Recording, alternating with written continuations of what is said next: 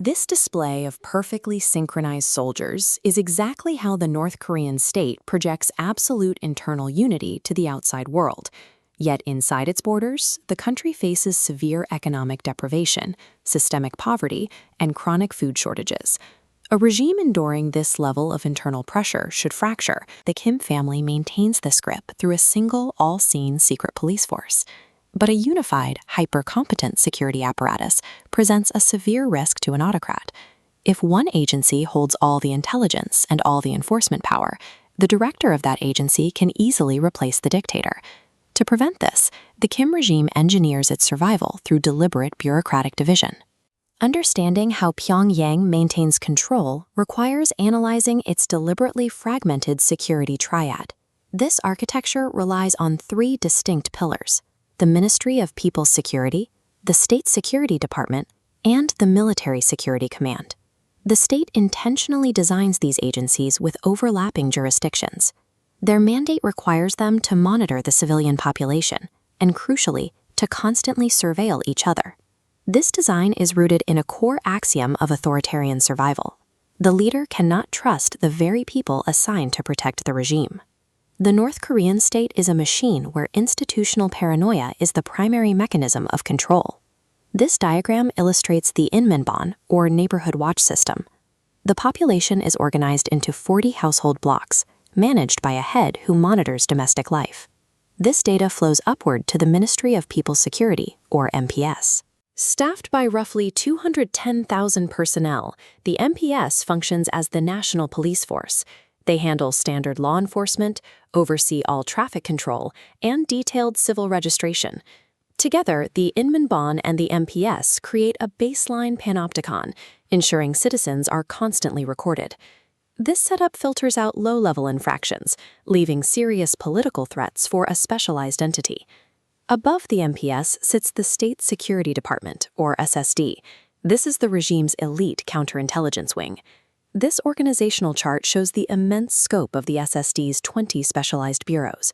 The first disseminates the leader's instructions, while the second and eighth manage border security. The 10th handles secret arrests, and the 12th intercepts all communications. If deemed politically disloyal, citizens are handed to the 7th Bureau, which manages the ultimate consequence, the country's extensive network of political prison camps. To gauge ideological purity, the SSD embeds undercover agents inside factories, universities, and local enterprises as ordinary workers.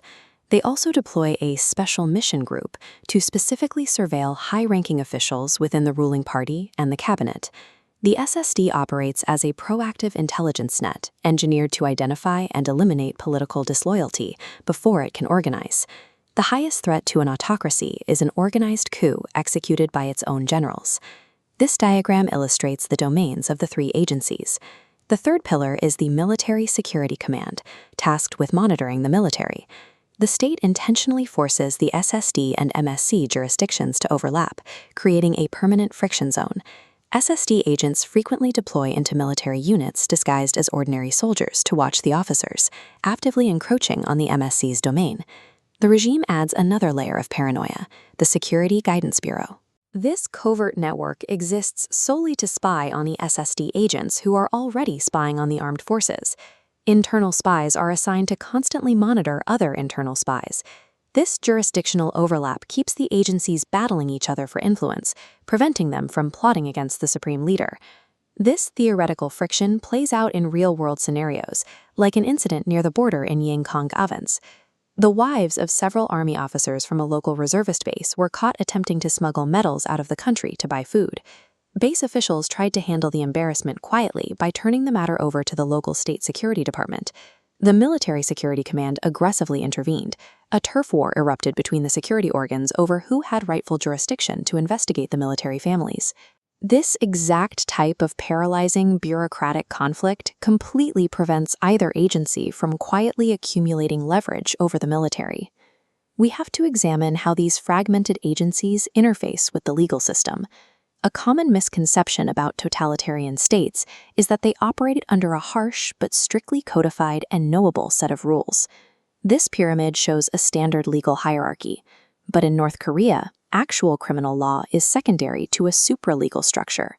The Workers' Party bylaws dictate that the supreme leader's direct teachings and personal instructions completely override the Constitution.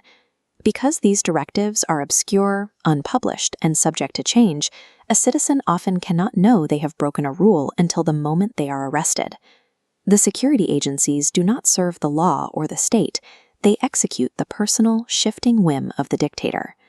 This chart represents the complete architecture of the North Korean security state. When turf wars erupt, like the smuggling incident in Yangkang, the dispute generates a no-one report. Conflicting agencies send competing intelligence reports directly to the supreme leader, bypassing the judiciary entirely. This dynamic legally guarantees that the leader is the only person in the entire country with a complete, unfiltered picture of the intelligence landscape. Institutional fragmentation strictly prevents any single general or security chief from hoarding information and amassing enough power to threaten the state. The North Korean police state operates as a flawlessly engineered, self-balancing mechanism for dictatorial preservation.